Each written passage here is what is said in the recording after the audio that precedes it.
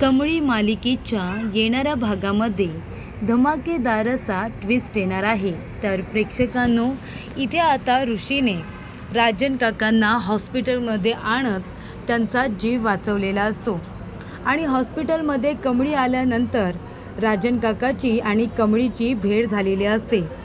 राजन काका हॉस्पिटलमध्ये ॲडमिट आहेत ही गोष्ट कमळीला ऋषीमार्फत समजलेली असते।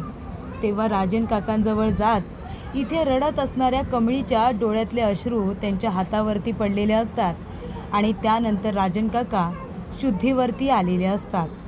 आणि त्याचबरोबर प्रेक्षकांनो, फक्त आता एवढंच नाही तर इथे कामिनीचं थोबाड अन्नपूर्णाने फोडलेलं असतं। कारण का तर कामिनीने राजनला काही केलं तर नाही ना, अशी भीती अन्नपूर्णाला वाटते आणि म्हणूनच इथे अन्नपूर्णा कामिनीचं थोबाड फोडत राजनपासून लांब राहायचं असं सांगते। तर प्रेक्षकांनो, येणाऱ्या भागामध्ये कशा पद्धतीने या गोष्टी पुढे घडत जातात आपण सविस्तरपणे बघूया। तर प्रेक्षकांनो, इथे आता राजन काका हे कमळीला भेटायला सिद्धटेकला येत असताना त्यांचा अपघात होतो आणि त्यामुळे ते आता झाडाला ठोकल्यानंतर तिथल्या तिथे बेशुद्ध झालेले असतात। आणि त्यानंतर इथे ऋषीला कळतं की सरू काकूंना गोळी लागलेली आहे। तेव्हा तो कमळीला आधार देण्यासाठी आता सिद्धटेकला यायला निघतो। तेव्हा नयनतारा थांबवते आणि त्याला म्हणते की तिथे जाऊ नको, तुझा काही संबंध नाही। तेव्हा तो म्हणतो की मला जावंच लागेल, काहीही झालं तरीसुद्धा मी काही आता इथे थांबणार नाही आहे, कमळीला माझी गरज आहे, सरू काकूंना गोळी लागली। तेव्हा इथे नयनतारा म्हणते की त्या बाईचा आणि आपला काहीच संबंध नाही। कोण लोक आहेत ते? खोटाडे लोक आहेत ते कुणीतरी, त्यांच्यासाठी आपण इतकं का महत्त्व द्यायचं? आपण नाही जायचं तिथे, तू पण नाही जायचं आहे, बस बरं इथे, आणि दरवाजा बंद करते। तेव्हा इथे ऋषी म्हणतो, आई माणुसकीच्या नात्याने तरी जाऊ दे, तू अशी का वागायला लागलीस? खरं तर या सगळ्याची सुरुवात तुझ्यापासून झाली। तू त्यांच्या चारित्र्यावरती शिंतोडे उडवलेस, त्यांच्या चारित्र्यावरती संशय घेतलास, असेल काहीतरी अडचण ही समजून न घेता त्यांना नको नको ते बोललीस आणि शेवटीला काय झालं? दुखावलेल्या सरू काकूंना गोळी लागली आणि आता तर काय, त्या गायबसुद्धा झाल्यात। तेव्हा इथे आता नयनतारा म्हणते की अच्छा, हे सगळं माझ्यामुळे झाले का? तो म्हणतो, मग कुणामुळे झाले? तुमच्यामुळेच हे सगळं झालेलं आहे, तेव्हा मला जाऊ दे। ती म्हणते, नाही जायचं असेल तर माझ्याबरोबर असलेले सगळे संबंध तोडून जा। बोल, तू कुणाची तरी एकाची निवड कर, एकतर माझी किंवा त्या कमळीची। तेव्हा ऋषी म्हणतो, आई तू मला स्वतःला ऑप्शन म्हणून ठेवतेस का? म्हणजे तू ऑप्शन म्हणून राहणार आहेस? अगं आई, ही प्रत्येक मुलासाठी किती महत्त्वाची असते, किती इम्पॉर्टंट असते, हे आता मी तुला सांगायचं आहे का? आणि तू तिच्यामध्ये आणि तुझ्यामध्ये मला निवड करायला सांगतेस।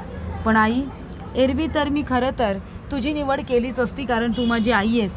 पण आता सिच्युएशन पाहता माणुसकीचं नातं निभावणंसुद्धा मला तेवढंच महत्त्वाचं आहे। बिझनेसला मला काही गरज नाही आहे तुझी आणि ना माझी तुला, कारण का रोहित दादा आहेच, नाहीतरी त्याला एकट्यालाच हा बिझनेस सांभाळायचा आहे, तो आहे बिझनेससाठी। त्यामुळे माझी तुला काही गरज आहे असं मला आता वाटत नाही आहे। मी आता जातो आणि तसंही मला कधीच या बिझनेसमध्ये रस नव्हता। आणि आई, तू मला म्हणालीस ना की या आता घरामध्ये तू पाऊल ठेवायचं नाही, नाही ठेवणार मी पाऊल। जोपर्यंत तू स्वतःहून मला परत बोलवत नाही ना, तोपर्यंत मी आता येणारच नाही, असं आता सांगितलं जातं। आणि त्यानंतर प्रेक्षकांनो, या सर्व गोष्टी आता होतच असतात आणि तेवढ्यातच ऋषी म्हणतो की चाललो मी, तू जोपर्यंत बोलवत नाही तोपर्यंत मी येणार नाही। आणि तो निघून गेलेला असतो, सरळ तो निघून जातो। आणि त्यानंतर प्रेक्षकांनो, ऋषी आता निघून गेल्यानंतर नयनताराला खूपच मोठा धक्का बसतो। त्यामुळे इथे रोहितला आनंद झालेला असतो, रोहितला वाटतं बरं झालं, डोक्याचा ताप गेला।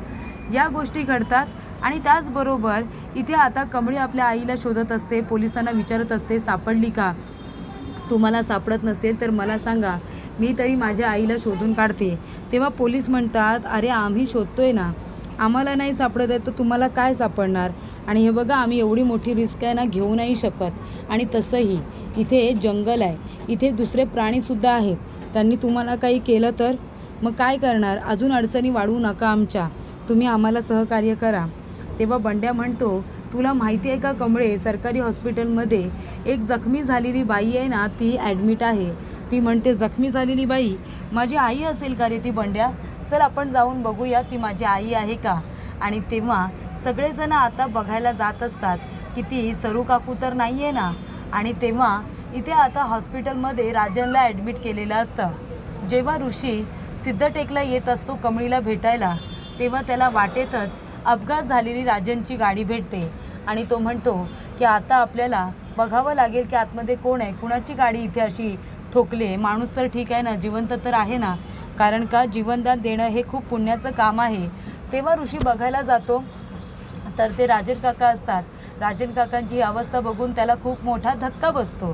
तो म्हणतो की राजन काका या रस्त्याला नक्कीच सिद्धटेकला कमळीला भेटायला जात असतील, त्यांना हॉस्पिटलला न्यायला हवं. ते थोडे थोडे शुद्धीवरती सुद्धा असतात. तेव्हा तो कसं बसं काकांना बाहेर काढतो आणि म्हणतो काका प्लीज मला थोडंसं सपोर्ट करा आणि गाडीवरती येऊन बसा. तो आपली बाईक घेऊन आलेला असतो. इथे आता काही लोकांच्या मदतीने काकांना बाईकवरती बसवतो. दोन्ही हात कमरेजवळ घेतो. आपल्या इथे ब्लेझरने त्यांना आता कमरेला घट्ट बांधून ठेवतो आणि तो हॉस्पिटलला घेऊन जातो.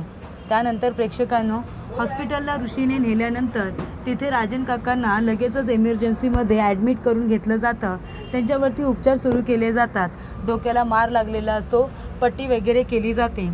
या सगळ्या गोष्टी आता घडत असतात आणि तेव्हाच प्रेक्षकांनो, इथे आता कमळी आलेली बघायला जखमी झालेली बाई कोण आहे ती रिसेप्शनला विचारते.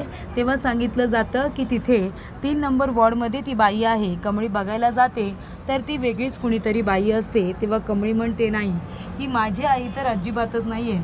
आहे अगं, कुठेच ग आई, तुझ्याशिवाय कशी राहू मी?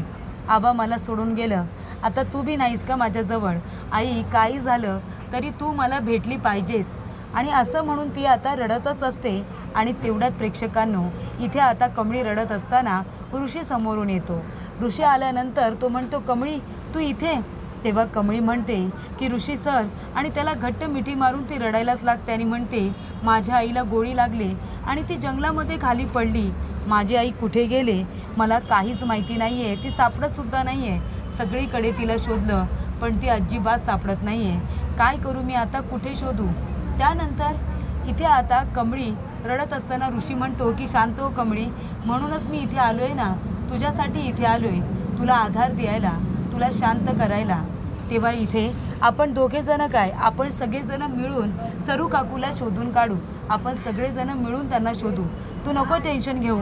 तेव्हा इथे आता ऋषी तिला समजावतो आणि त्यानंतर ऋषी म्हणतो की अजून एक महत्त्वाची गोष्ट, राजन काका कदाचित सिद्धटेकला तुलाच भेटायला येत होते, कारण तुमच्या इथे गावाच्या खालच्याच बाजूला त्यांची गाडी झाडाला धडकली होती आणि त्यामुळे आहे ना, गाडी झाडाला धडकल्यामुळे इथे त्यांच्या डोक्याला मार लागला. मी त्यांना हॉस्पिटलमध्ये ॲडमिट केले, ते हॉस्पिटलमध्येच आहेत, त्यांच्यासाठीच मी इथे आलो आहे. तेव्हा कमळी म्हणते कुठं आहेत राजन काका, चला मला घेऊन.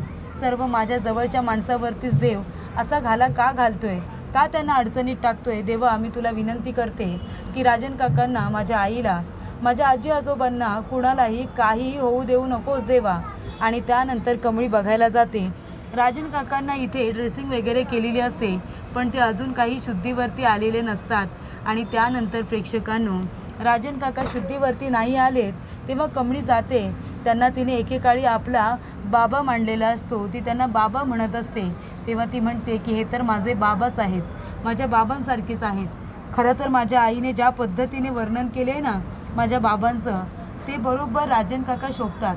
जर माझे बाबा असते तर राजन काकांसारखेच असते. त्यामुळे इथे आता राजन काकांना बघितल्यानंतर तिच्या आईचे शब्द तिला आठवतात की तिने तिच्या बाबांचं भरभरून कौतुक केलेलं असतं आणि त्यामुळे ती म्हणते की माझे बाबा असते तर असेच असते. तेव्हा राजन काकांना काहीच नाही झालं पाहिजे. काका डोळे उघडा ना, काका डोळे उघडा. ते अजून शुद्धीवरती आलेले नसतात. कमळी त्यांना बघून रडत असते. जेव्हा जेव्हा राजन काकांनी कमळीचे लाड केले, तिला मुलीसारखं ट्रीट केले, ते क्षण तिला आठवतात. ती म्हणते की बाबा कसा असतो मला नाही माहिती. हां, माझ्या आबांनी माझं खूप लाड केलं, आबांनी खूप प्रेम दिलं, पण वडील म्हणून मला प्रेम मिळालं नाही आहे. पण राजन काकांनी ते मला दिलं. ते माझे खोटे खोटे का होईना पण बाबा झाले होते. तेव्हा त्यांना काहीच करू नको. आणि ती आता राजन काकांचा हात धरते आणि त्यांना शुद्धीवरती आणण्याचा प्रयत्न करत असताना तिच्या डोळ्यातून येणारे अश्रू त्यांच्या हातावरती पडतात आणि त्यांच्या हातावरती कमळीच्या डोळ्यातले अश्रू पडल्यानंतर, एका लेकीच्या डोळ्यातले अश्रू बापाच्या हातावरती पडल्यानंतर बाप आता मरणाच्या दारूतून परत येईल. तशा पद्धतीने इथे आता राजन काका आपले डोळे उघडतात आणि आजूबाजूला बघतात तर कमळी तिथे असते. कमळीला बघून ते धन्य झाल्यासारखे तिच्याकडे समाधानाने बघत असतात, कारण ते फक्त आणि फक्त तिच्यासाठी अन्नपूर्णाच्या सांगण्यावरून सिद्धटेकला आलेले असतात. तर प्रेक्षकांनो, अशा रीतीने इथे आता कमळीला बघितल्यानंतर राजन काका म्हणतात, कमळी तू बरं झालं डोळे उघडले, आणि सगळ्यात आधी मी तुला बघितलं सिद्धटेकला येताना माझा अपघात झाला, त्यानंतर मला कळलंच नाही. तेव्हा इथे ऋषी म्हणतो की काका मीच तुम्हाला इथे घेऊन आलो, मी पण सिद्धटेकला कमळीलाच भेटायला येत होतो. तेव्हा इथे आता कमळीला बघून राजन काकांना खूप आनंद होतो. ते विचारतात, बाळा कमळी कशी आहेस तू? कमळी म्हणते, मी ठीक आहे काका, पण इथे खूप मोठी अडचण झाली. जाऊ दे, मी तुम्हाला आता नाही सांगत, आता कुठे तुम्हाला बरं वाटतंय.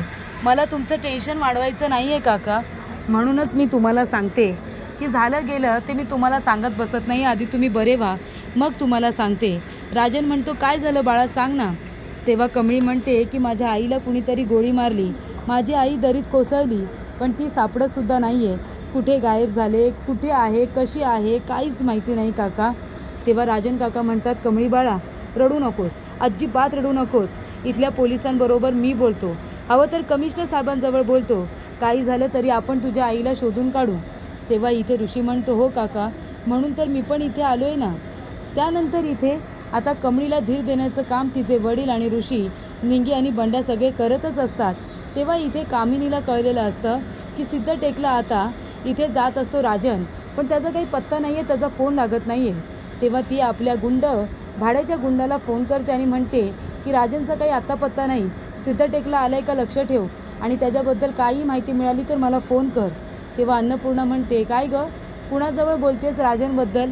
तेव्हा इथे कामिनी घाबरते आणि थातूर मातूर काहीतरी खोटं कारण देत असते. तेव्हा इथे आता लगेच अन्नपूर्णा कामिनीच्या जोरदार थोबाडी देते आणि म्हणते, माझा राजन कमळीला भेटायला चाललाय, मला माहिती आहे तुला कमळीचा राग येतो, राजनला अडवण्यासाठी जर त्याला काही तू करण्याचा प्रयत्न केलास, त्याला काहीही झालं ना कामिनी, कारण त्याचा फोन लागत नाही आहे, त्याचा फोन कधीच स्विच ऑफ नसतो, त्याचा फोन स्विच ऑफ आहे. जर माझ्या राजनला काहीही झालं ना कामिनी, तर मी तुला जबाबदार ठरवे ना. माझ्या इथे राजनला काहीही होता कामा नये, असं इथे अन्नपूर्णा म्हणत कामिनीच्या जोरदार थोबाडी देते आणि तिची अक्कल ठिकाणावरती आणते.